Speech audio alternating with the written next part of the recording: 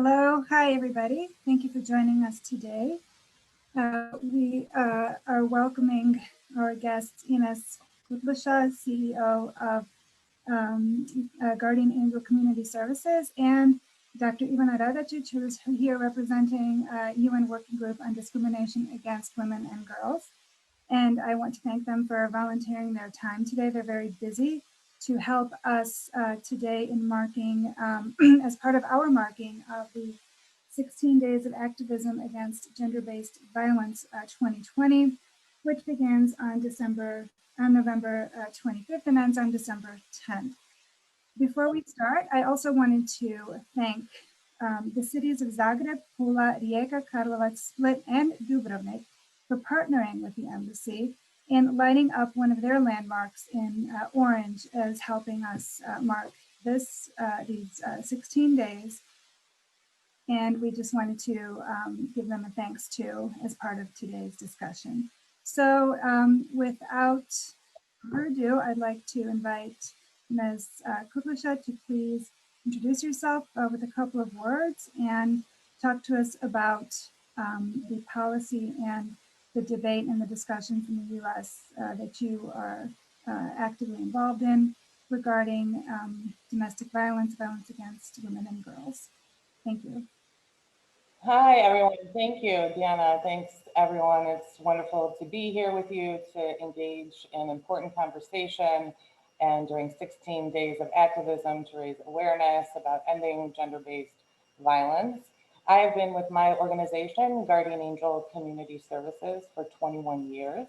We are based out of Joliet, Illinois, which is a suburb of Chicago, and we have various other satellite offices as well, and we have been providing services to the Chicagoland area for over 123 years.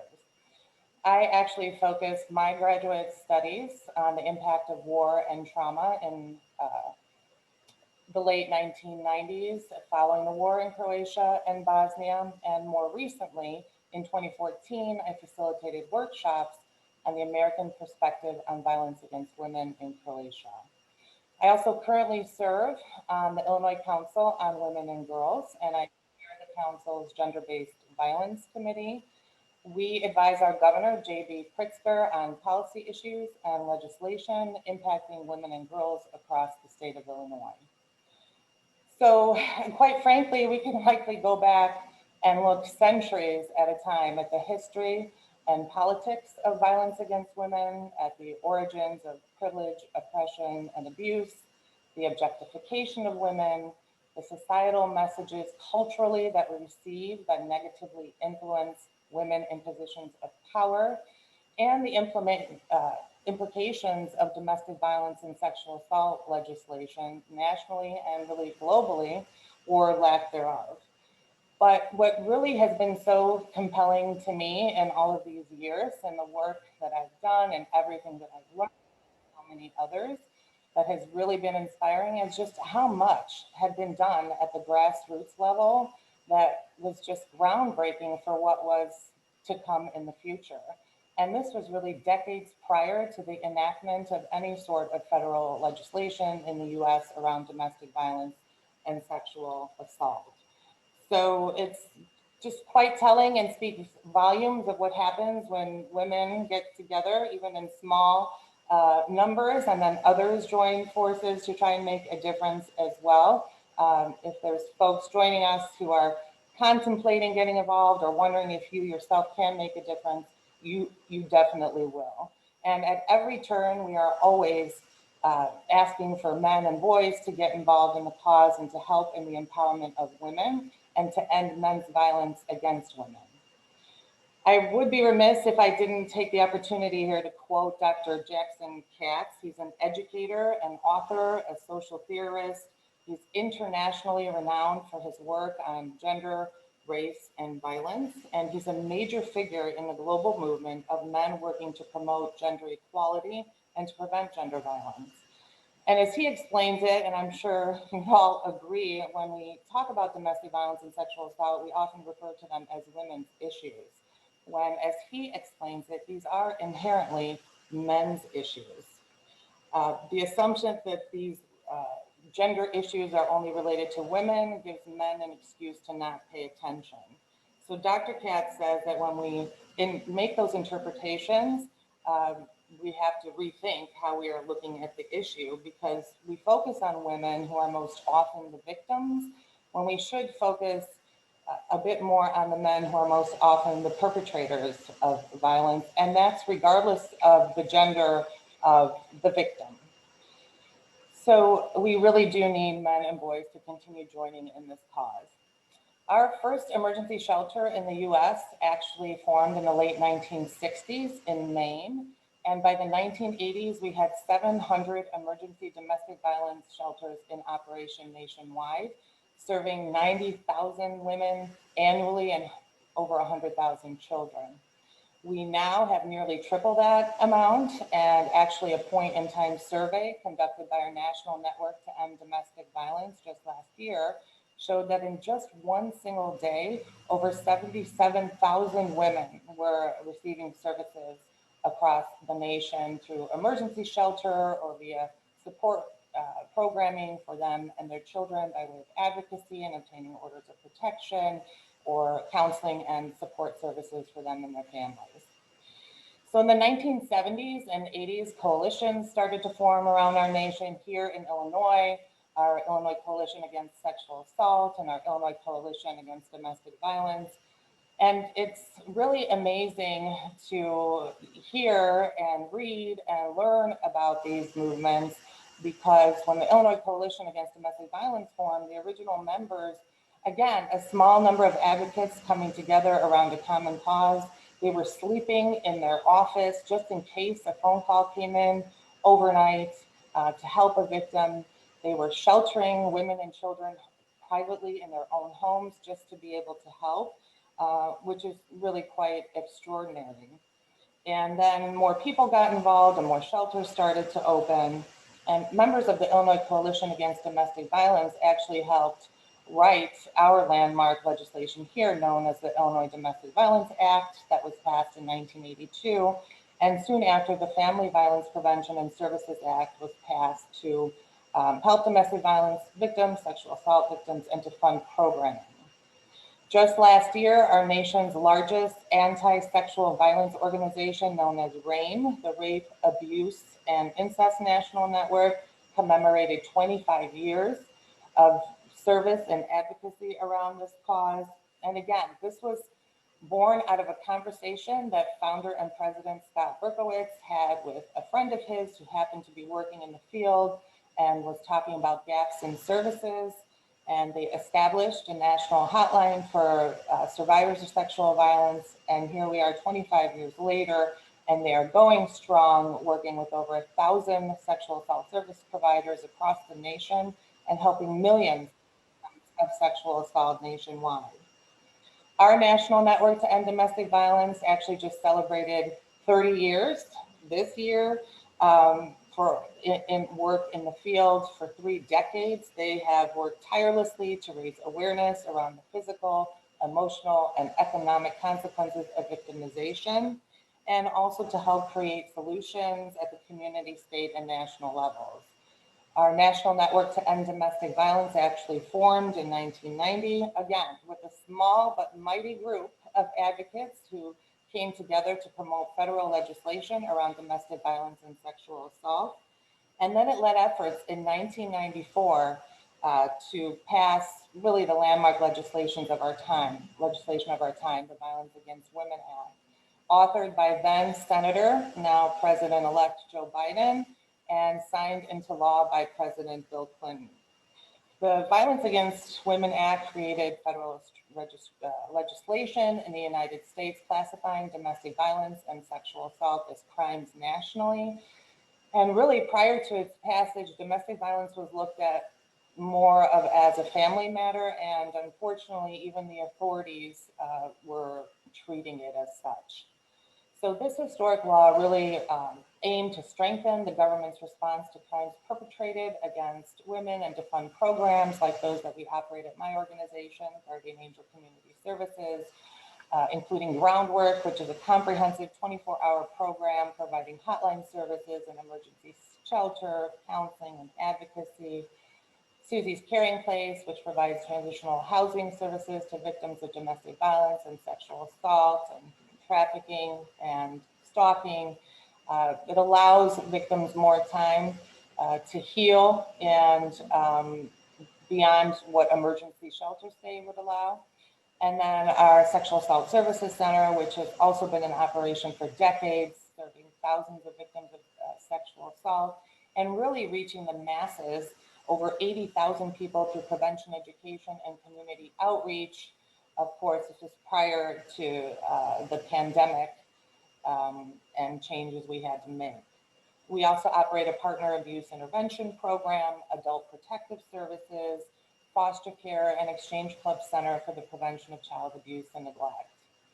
So since the Violence Against Women Act was passed and signed into law, over $8 billion has been appropriated in federal grants sent to state and local governments to facilitate programs that aim to prevent violence against women. And this also led to the creation of the Office on Violence Against Women, operated out of the United States Department of Justice, creating a national hotline for victims of domestic violence, creating training for law enforcement. So we really could make strides in how we investigate and prosecute these cases. And with every reauthorization of VAWA came additional language in the efforts to protect more people, immigrant victims, stronger enhancement to combat dating violence and stalking, and stronger protections for Native Americans and the LGBTQ community. Around the same time, Congress passed changes to the Gun Control Act, making it a federal crime in certain situations, not in all situations, but in certain situations for abusers to have access to guns. According to our Centers for Disease Control, we know that the presence of a gun in a domestic violence situation increases a woman's risk of homicide by 500%. So any legislation in this area is really paramount to keeping our women and girls safe. So all of that being said, of course, so much has been done. There's always more to do. While the Violence Against Women Act is reauthorized every 5 years, it actually expired here in February of 2019. The U.S. House of Representatives approved a bipartisan bill to reauthorize the act in April of 2019, but the bill remains stalled in the U.S. Senate. So, of course, we are always strongly advocating for its reauthorization. We advocate for increases in funding, whereas right now it's hard to imagine, but Congress is actually contemplating decreases in funding to the Victim of Crime Act bill that programs depend on to be able to reach the masses and help survivors. So we are certainly advocating for maintaining those funds and even increasing them, especially now when we are not only dealing with the challenges inherent to this work, but we are in the midst of a global pandemic, disproportionately impacting already marginalized communities. COVID-19 has most certainly created more barriers to services for victims, as well as great challenges for organizations in terms of how to respond and continue services in a safe way. Since the start of this pandemic, I've been saying our victims were in danger prior to the spread of COVID-19, and this pandemic, this medical and economic crisis, has most certainly exacerbated violence in the home. And our ability to respond had to be very quickly reimagined when we were faced with so many unknowns. We have 7 programs that operate here out of Guardian Angel Community Services, serving thousands of people every year. So obviously, it's a challenge agency-wide, but most certainly in the areas of domestic violence and sexual assault.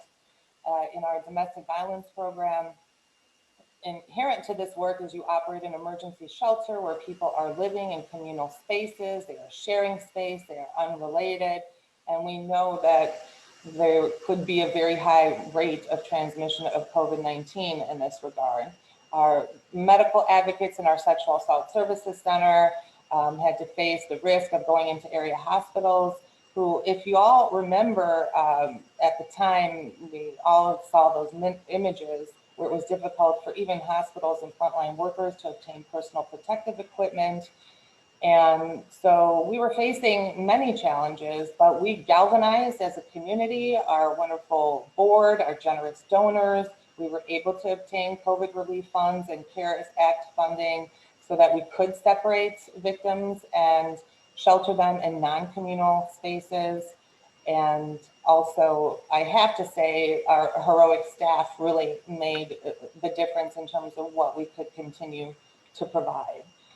We have to remember we all had to reinvent and are continuing to do that. We all had to reinvent how we live for victims, how to survive domestic violence while even more trapped in the confines of the home with the abuser, and for providers how to keep doing what we're doing while also tending to our own health and safety and to our families. So with this work, there are ever-changing circumstances that we face one day at a time, but the takeaway is that there are solutions, there are advances in this work that has been done and that will continue to take place, and they may not happen overnight, but they do happen. So we continue to forge on. Our Illinois Council on Women and Girls that I have to share is led by our extraordinary Lieutenant Governor, Juliana Stratton, is working to advance the role and civic participation of women and girls, working to end the gender pay gap and discrimination in professional and academic opportunities, having legal protections and recourse in cases of sexual harassment in the workplace, preventing and protecting women from domestic violence, providing proper standards of health care, protecting transgendered women from violence and harassment because they're at very high risk, and focusing our efforts around identifying and eliminating barriers to the LGBTQ community, veterans, and women and girls with disabilities. Of course, we are giving significant attention to the inclusion of women of color in decision-making capacities and identifying barriers towards parity for the leadership and inclusion that works to realize America's founding principles, which are of equity and opportunity for all. Thank you. Thank you. Thank you, Ines, very much for that very concise and deep, actually, explanation and summary of history in the United States with dealing with these issues. I'd like to invite Dr. Ivana Radacic to please join us and to give us your views and from the Croatian perspective. Thank you. Thank you. Thank you, Ines. It was really interesting to hear your presentation. So, okay, first to say a few words about me. I am a scientific advisor at Iva Pilar Institute of Social Sciences in Croatia. I'm a legal academic with a PhD from University of London, and I also have masters from the US, University of Michigan and University of Cambridge. What I'm like my area of academic interest is, but also activist interest is women's rights and feminism, and area of gender, sexuality, and law.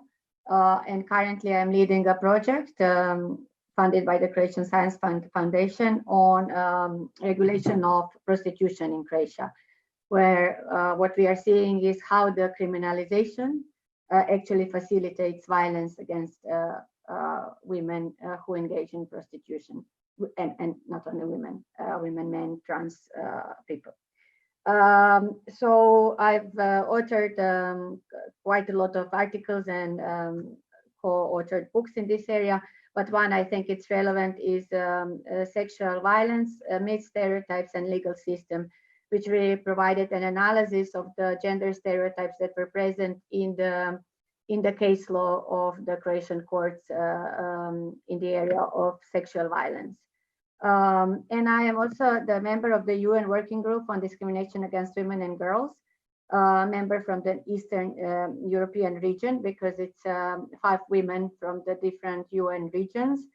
And we are independent experts. We are the so-called special procedure of the Human Rights Council with the mandate to really analyze and identify the discriminatory practices, but also the positive examples in the area of elimination of discrimination against women and girls. Another, for example, relevant procedure is the Special Reporter on Violence Against Women, also a Croatian woman. And so what we are doing is we conduct country visits, not now in the context of COVID. We do reports, and we that we present to the Human Rights Council, and we also respond to the complaints of the victims. And we had, of course, intervened in cases of violence against women together with the special reporter on violence against women who leads these communications. Okay, so what I'm going to try to, what I'm going to do is I'm going to give a brief overview of the policy on eliminating violence against women in Croatia, focusing primarily on legislation as a legal academic, but I'm going to try not to be too legalistic. To identify really the progress, but also the challenges that we see. So the story really started a bit later than in the US. It started in the 2000s with the change of the government, where we have seen the progress in the parliament from 9% of women in the 1990s to 20% in the 2000s. And then the story really started on women's rights in Croatia in terms of institutional framework, institutional and legal framework. Of course, the movements were active already before the war, intensified during the war, where we saw feminists really involved also in the anti-war movement. So in the 2000s, after the National Conference on Beijing +5, which was the Beijing Conference on Women, the constitution was changed, the national policy on gender equality was implemented, and the parliamentary committee on gender equality was set up. And then in 2003, we have the first Domestic Violence Act in Croatia. Also at that time, the same year, the Act on Gender Equality was also introduced, which really sets up the framework for elimination of violence against women in Croatia. And even though the Act on Domestic Violence or Family Violence changed quite a lot, the main characteristics are still there. And what is that? First of all, that the legislator decided that the misdemeanor law would be the primary law to deal with violence against women, which, as I will show, is problematic. Secondly, that the protective orders, which were established in this act and which was the positive progress of the act, and one of the reasons for the act, were conceptualized as sanctions, which is another problem, because the protective orders should really be there independently of any proceedings, because their aim is not to establish guilt and punish the prosecutor, but really to protect the victim survivor. And thirdly, that the act had a relatively narrow definition of protected persons, because then and still now, the partners who are not living together, who do not have a child together, and who are not recognized as what we call here izvanbračna zajednica, so common law partners, but are just, you know, like a boyfriend and a girlfriend type of situations, they are not included within the scope of this act. And so this has not changed. The law has changed significantly. Well, significantly, there were 4 changes. In 2017, it included also protection of older people and people with disabilities, who of course deserve protection, but there were questions whether they should be the same act, because then the gender element was kind of diluted. In 2019, the last change, which was really pushed by the public initiative Spasi me, Save Me, which was reaction to the cases of violence against women and what was perceived as a problematic legal and judicial responses to violence against women. And it was really massive protests in Croatia.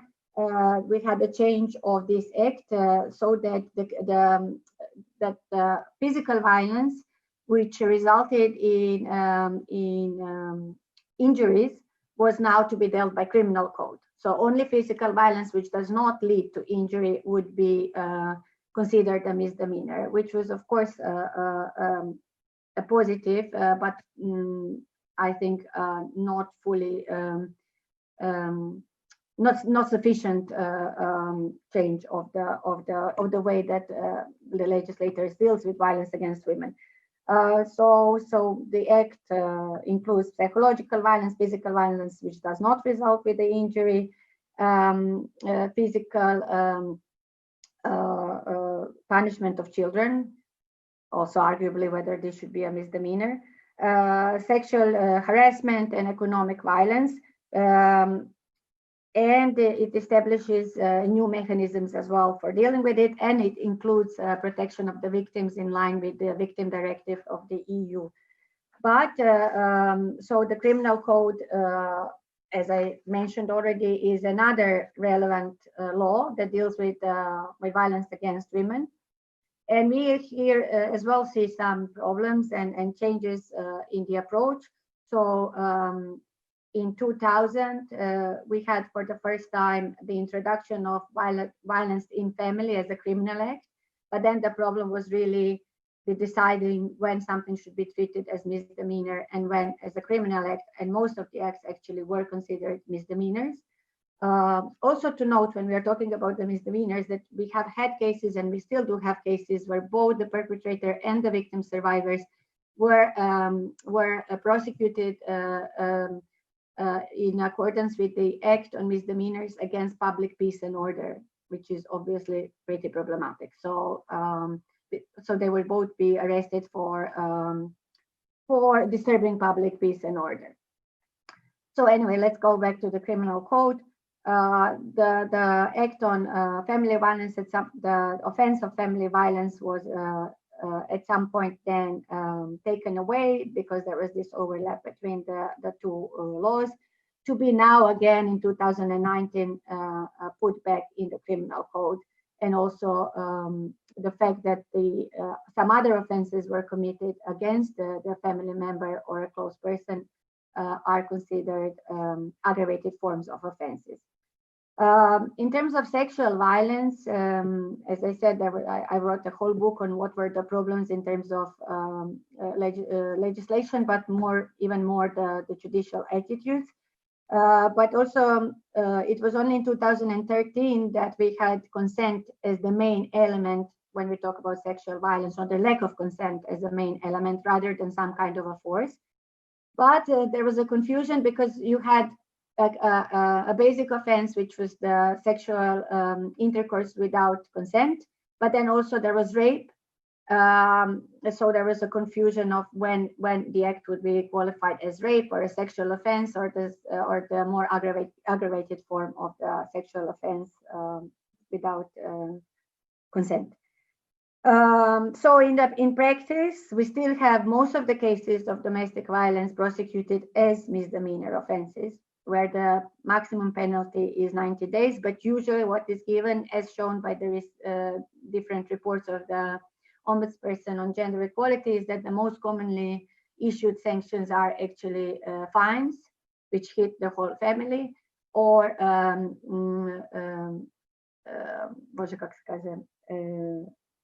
uvjetna, help me out, please. Probation, like conditional probation. Conditional sentence, not a probation. Yes, conditional sentence. Thank you. So, and also the other thing is the main character, why the legislator really focused on the misdemeanor law was because that law introduced the protective orders, which it is no necessary mechanism when we talk about legislative approach to violence against women. But then in practice, these were so rarely issued. One of the reports of the Ombudsperson, which was done in 2013, showed that it was only in 9% of the cases that judges issued them ex officio, and only 25% of the cases where they were requested, they issued protective orders. And even then, most of the orders were rehabilitation of the offender rather than immediate protection of the victim. And we had cases before the European Court of Human Rights, which showed that the protective orders do not really function in practice. Another thing is that there is no urgent bearing orders as required by the Istanbul Convention. So we don't have a system where immediately the police can issue, like order. And generally, what we are lacking is the preventative approach. So this is mostly repression through the misdemeanor proceedings, which is really inadequate. But then the whole other part in the 4 Ps required by the Istanbul Convention, which is prosecution, protection, prevention, and policies, we seem to be lacking in all of this. so there is definitely inconsistencies with the Istanbul Convention, and the Istanbul Convention was discussed so much before ratification in the context of imposing the so-called gender ideology, and there was all this irrelevant discussion of the fear of the Istanbul Convention, but really there was not yet a discussion of, okay, what do we need to change in order to make our legislation and policies and approach compatible with the Istanbul Convention. And I hope this is yet to come. So what we are seeing in practice is recently, I think a week ago, the case in Pula, where a woman was killed by her husband, who tried to kill himself as well, which is the most common scenarios we have seen, the murder and then the suicide. And this, of course, was the case where he was already known as the offender, where there were apparently some protective orders issued before. So this is quite a frequent situation that we see that, after many, many years of domestic violence, which is usually treated through the misdemeanor proceedings, the result is that the victim, in this case, victim gets killed. What we are also seeing is that in sexual violence cases, we still have quite a lot of prejudice or stereotypes, and that the gendered approach is really not yet developed. So, for example, again, a case which really had a public outcry when the court in Zadar released the defendants, 5 defendants who were living near to the victim, the minor victim who was sexually abused by them. These are just some of the cases that we have been seeing. As Ines mentioned, COVID definitely made situation worse for the victim who are living in situations of domestic violence. Not only that the lockdowns led to increase of domestic violence, that there was also an issue with the shelters, but also the economic crisis that will result, and it's already we are seeing it from the measures in response to COVID, are going to hit women badly. And one of the reasons why women are not living these situations of domestic violence is their economic dependence. So I think that the responses to COVID have to take into account that, and that also domestic violence or violence against women should not be looked independently of the women's position in society generally in relation to economic autonomy, but also reproductive autonomy, which is also now at issue. So what is needed? I was thinking about this quite a lot, and I usually have this list of, okay, reform of legislation, special chambers at the courts, but I'm thinking maybe this is not enough. Maybe what we need, and what the COVID is showing, that our systems based on patriarchy, the extreme forms of capitalism, and undervaluating of women and the care economies, etc., that all of this needs to change, and that really this situation with COVID is showing us all the problems or the gaps in our systems, and that's something more that we really need to rethink it. Not only new law or new reform of the law, but really how to transform the societies. And I think the empowerment of women, really listening to women's voices, and now they're speaking, they are really speaking. We had Stop the Silence in relation to obstetric violence recently as well in Croatia, so women are speaking about the issues that were silent before. So I think it's really time to listen to them and to change societies so that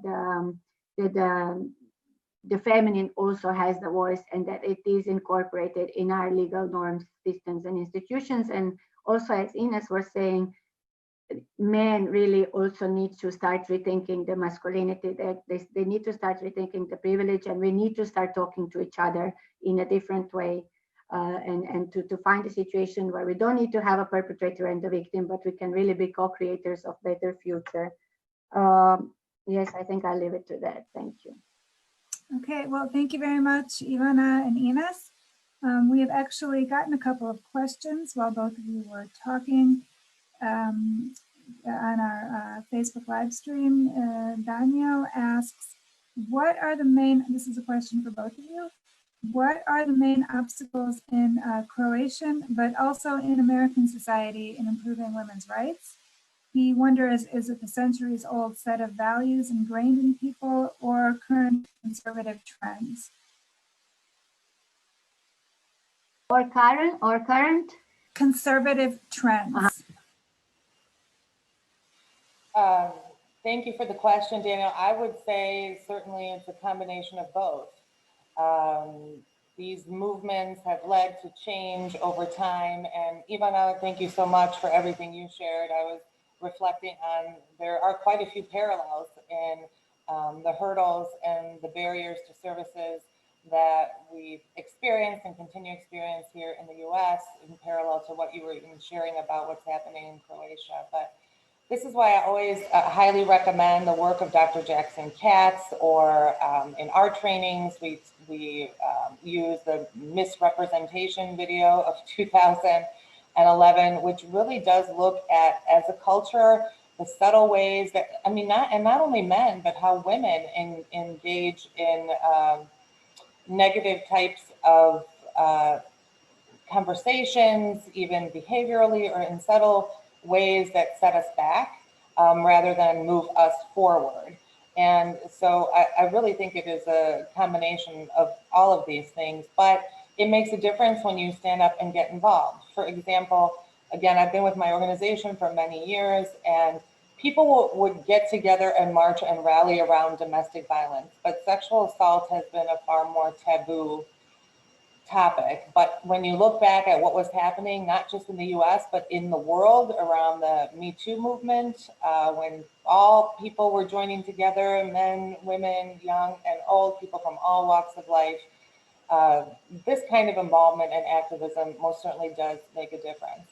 And I think it also has to do with the conversations we have around the kitchen table about politics and paying attention to the language that we use, depending on whether we're talking about a male or female candidate.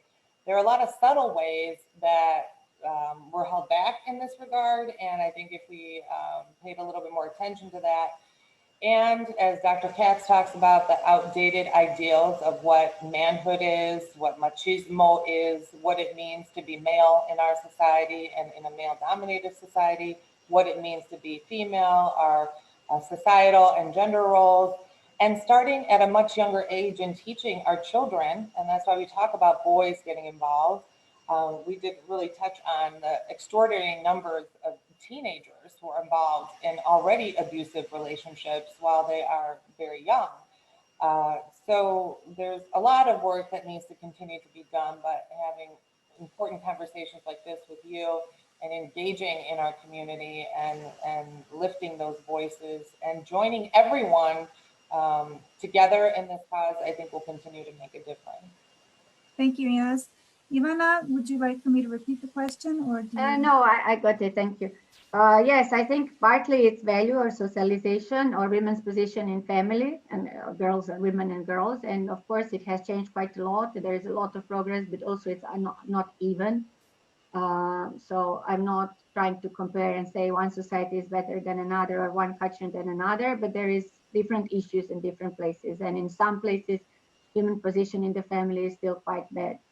So of course, socialization, but as also what I mentioned, economic dependence is one of the big reasons, one of the big obstacles for women to get out of abusive situations, whether it's in family, at work, etc. Lack of reproductive autonomy, and this is also connected quite a lot now with the conservative trends, which really try to restrict this after a certain period of liberalization. Again, not in all countries. And also the fact that women really still disproportionately take care of children. So I think that's, having children that you have to feed and take care of, it's another challenge for you to leave from the abusive situations. And also it takes a lot of energy and time. Of course, there is a joy in that, but it's disproportionately also burdens women. So I think it's all together, and we cannot look at one situation or one kind of area of women's rights without looking at the other. So I would identify this as obstacles, and Ines talked about the way out. So I'm going to leave it to get more questions answered. Thank you. Thank you. Actually, we have a question for Ivana. This is a Croatia-based question.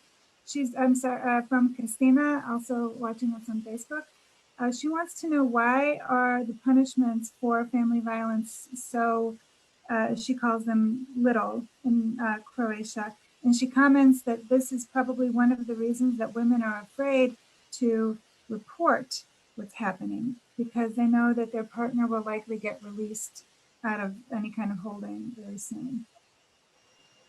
Yes, yes. I think that's one of the reasons. Also, when we talk about sexual violence and domestic violence, that very often the proceedings are burdensome for the victim survivor, and then the sanctions are not very severe.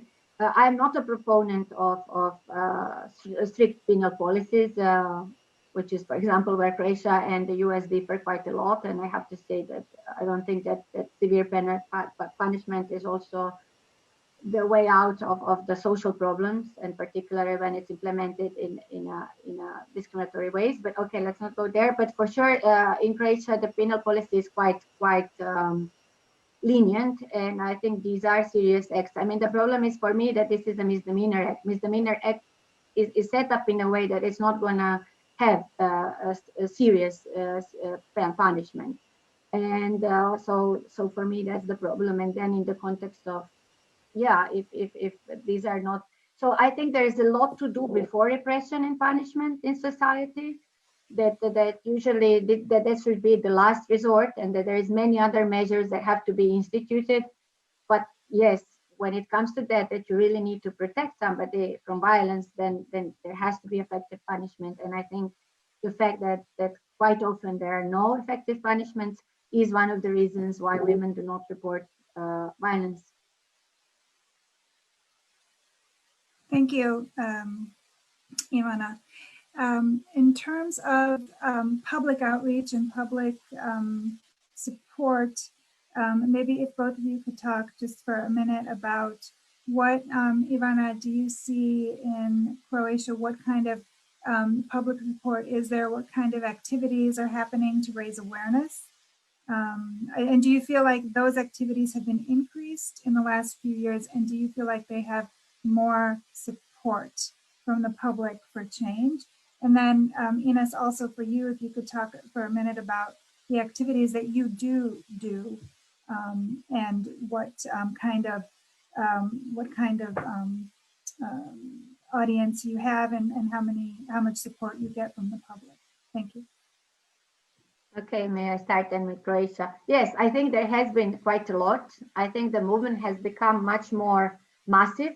So it's not only, like a few NGOs, feminist or women's rights NGOs, who are the actors in this area. And I think this is the biggest change in the last maybe 10 years, is that it's really like different types of women on different levels are speaking up and trying to make a change.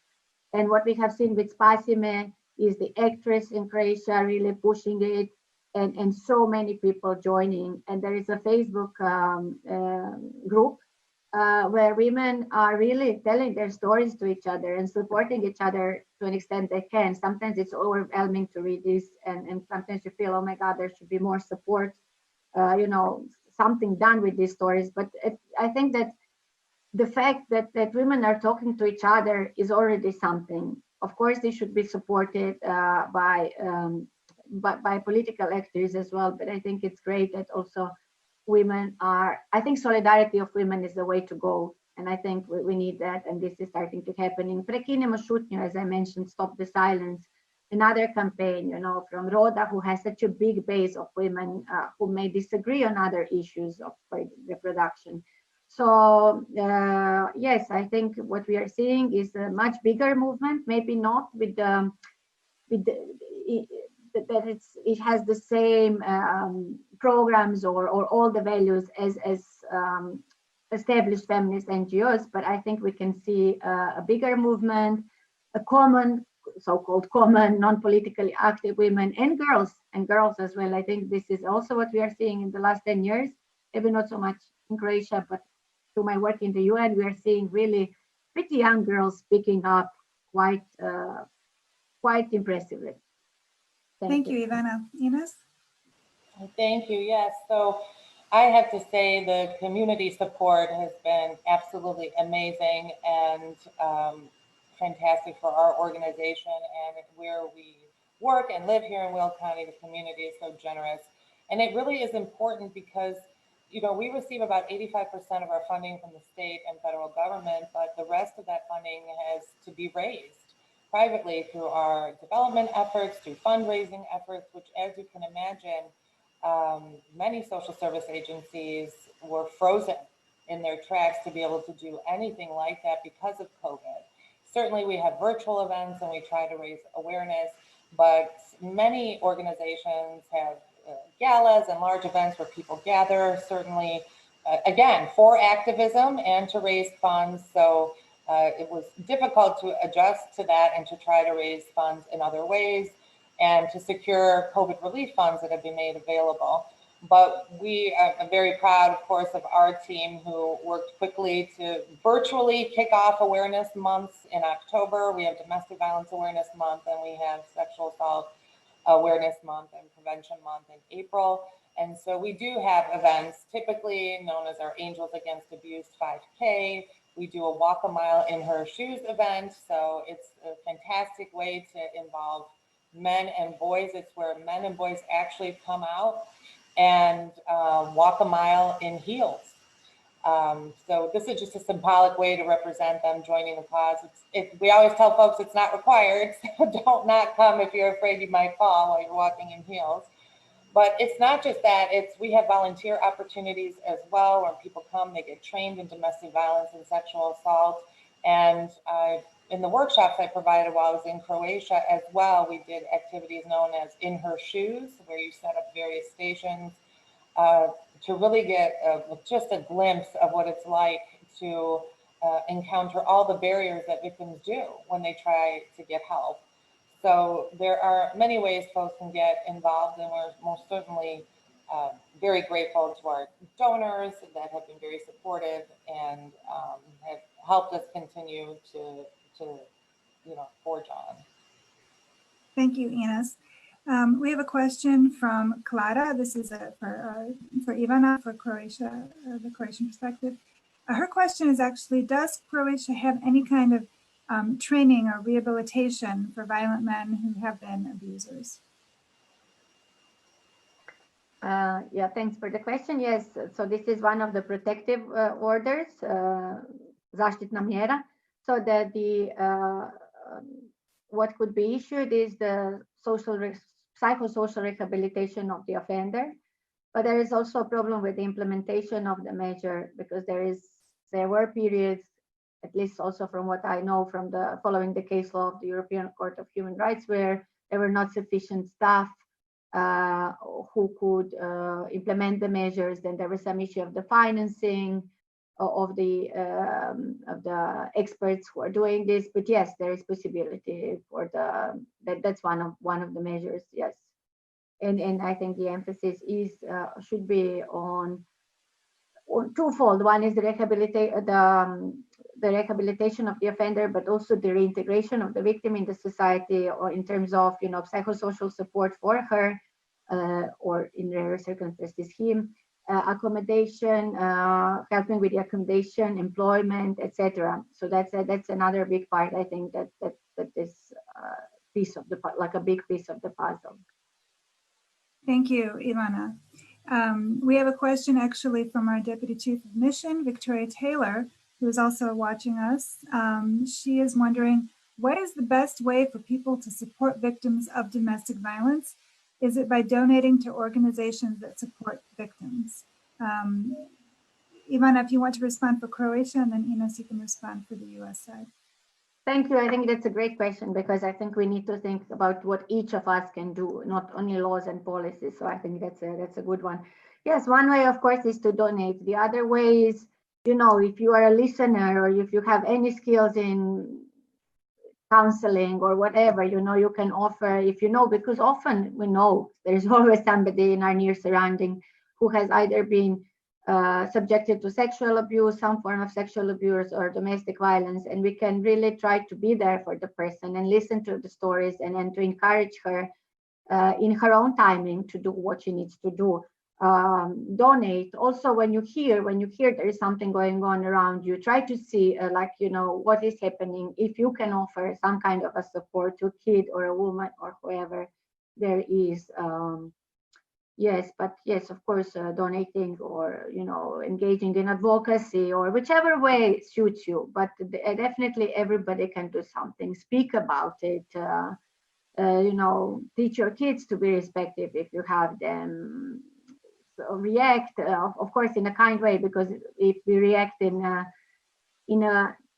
though when we feel we are right and we are right, but if we react in a way, usually we are not hurt. So try to be calm, but yeah, find a reaction that's appropriate. But educate people, because this is, I think, what we need. Thanks. Thank you, Ivana. Ines? Yes, thank you for that important question, Victoria. Certainly, donating of time and resources is so important in support of agencies like ours that provide domestic violence and sexual assault services. And sometimes people think they have to have large gestures in order to help somehow, but it can even be something as easy as picking up the phone or sending an email to your elected officials. For example, currently there's a big COVID relief bill that's being looked at. I'm sure across the US, everyone's familiar with the HEROES Act funding to appropriate money that sustains these organizations and has continued to support our services historically. And now when a pandemic is raging across the country, we certainly don't want those supports to decrease. But I do also want to say that we're very hopeful about the vaccines that are starting to come on the horizon. And in the not too distant future, we will hopefully all be able to start getting together again with our friends and our family. And a way that you really can help in this movement is that you need to start, and we all need to pay attention again to the language that we use. Like Ivana was also saying, when we are talking about these topics. In my 21 years with Guardian Angel Community Services, what we still get asked the most is, why do women stay? And we don't even realize that we are engaging in a form of victim blaming when we ask those questions. I would say there are many reasons, the most compelling of which is that a woman's greatest risk of homicide is when she tries to flee. So the real questions we need to ask is why men are battering at such alarming rates, and getting folks to change those narratives over time does really make a difference. So there are so many ways you can get involved. And like I mentioned earlier, it really was those grassroots efforts that led to social change in the way that we've seen it, and to legislative changes. And these laws make a difference. I mean, the passage of the Violence Against Women Act has purportedly decreased these cases by over 60%. And those of us working in the field are still seeing countless cases. So you can imagine what it would be like without these laws. So there are so many ways to get involved, and we certainly would encourage everyone to join us in that endeavor. Thank you, Ines. Well, we've already almost come to the end of our hour together. Maybe I would like to give both of you just 2 more minutes to give a couple of closing remarks. And I also wanted to thank you both for volunteering your time, because this is a very important issue, and I know you've dedicated your careers to handling these issues. And I know how important for both of you all of your minutes are. So maybe we can begin with Ivana, if you had just a couple of closing, if you wanted to say anything before we close. Just maybe with regard to the previous question in terms of donation, I just want to say that shelters in Croatia are always underfunded. So just maybe, yes, an invitation to really, if you feel like it, do it. Or in other ways, maybe volunteer, maybe see whether you can spend, some time, if it's possible, with, I don't know, kids or whatever. But otherwise, what I'm trying to say, it's really I think what we are needing now in this age is really to look at ourselves fully. So and so for each of us, the question is, where are we playing the victim or where we are playing the perpetrator, and address this. And I think then if everybody, each of us really looks at this for ourselves, uh, I think this is how the change starts. I used to think that you need to change the laws and social structures, and I think it's very important still. But now I even think it's more important to really fully understand yourself and empower yourself, which means looking at all parts of yourself, and then really you can act in an integrated manner, and that's going to change because somebody has to implement the laws, policies, la la la, and this is us, this is people. So I think the change needs to start at home with each of us. So if I want something for us to be taken away, like where am I allowing to be a victim? How I want to stop this if it's happening, and where am I a perpetrator? Even though I might be talking about violence or whatever, but where am I verbally abusive, or in whichever way? So I think that's my comment. Not very legal, but I also did a training on psychotherapy. Thanks. Thank you very much, Ivana. Ines? Thank you. Yeah, I just think having and engaging in these kinds of conversations year round is so important. And for us here too in the States, for people wanting to get involved, wondering if this really is a big problem in our country, it most certainly is. Nearly 20 people per minute are physically abused by an intimate partner in the US. And that's just in 1 year. Over 10 million women and men. We do know men are victims of violence and sexual assault as well, but it is predominantly, these are crimes of power and control exerted against women. 1 in 4 and 1 in 9 men do experience severe intimate partner violence. So, and the cases of abuse by the millions for children as well really leave a lasting impact on your entire life. So any way that we can get involved to further this cause and to move our countries forward in the right direction is what we need to do. So you can pick up the phone for your area local providers. I'm sure here, Ivana, like you said, for the shelters in Croatia. And we will always accept your help and appreciate your commitment in helping us in those regards. Thank you very much, Ines. Let me say thank you one more time to both of you.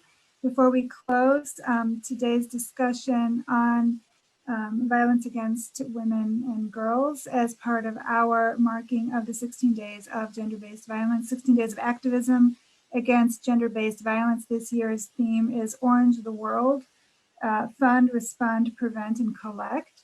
And so we invite everyone that's watching also in the, not just now, now you can show your support in even just showing the orange color and talking about why you are presenting orange in whatever manner you want to do it on social media, by wearing an orange shirt or whatever way you feel you can do that. But in any case, as both of our speakers said, it's important, I think, that we all pay attention and try to be involved in one way or another. And again, thank you so much for sharing your very immense experience and your thoughts and your ideas with us today. And I hope that as we all go forward, that everything that you are working on is going to continue to be as effective as it has been for everyone to date. Thank you very much. Thank you for organizing this and hosting it, moderating. Thanks.